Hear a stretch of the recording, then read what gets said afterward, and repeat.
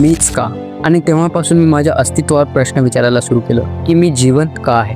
आणि तेव्हा माझ्या लक्षात आलं की शब्दांमध्ये पण आराम द्यायची ताकद असते. माझ्या आईने मला म्हणलं की हे वेळ पण निघून जाईल, देवाकडे तुझ्यासाठी यापेक्षा एक चांगला प्लॅन आहे. मला माहीत नाही की ते काय आहे, पण त्याच्याकडे आहे. आणि त्या सगळ्या संकटात आणि दुःखात हे शब्द एवढे पॉवरफुल होते की ते मला चालत राहण्याची हिंमत देत होते. एके दिवशी मी माझ्या भावाला म्हणलं, मला माहीत आहे माझे हात डिफॉर्म आहेत, पण मी ते हॉस्पिटलच्या पांढऱ्या भिंती बघून थकून गेले. ते पांढरे कपडे घालून मी थकून गेले.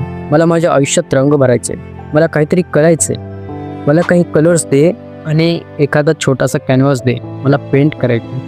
त्यानंतर माझी फर्स्ट पेंटिंग जे मी बनवले होते ती होती ऑन माय डेथ बेड, जे मी पहिली वेळेस पेंट केले होते. ते माझं आर्टचं एक पीस फक्त माझं पॅशन नव्हतं, ती माझी थेरपी होती. आणि त्यानंतर मी डिस्चार्ज झाले आणि घरी वापस आले. जेव्हा मी घरी गेले तेव्हा मी रिअलाईज केलं की माझ्या मागे शरीरात खूप सारे अल्कर्स झाले आहे आणि मी बसू पण शकत नव्हते.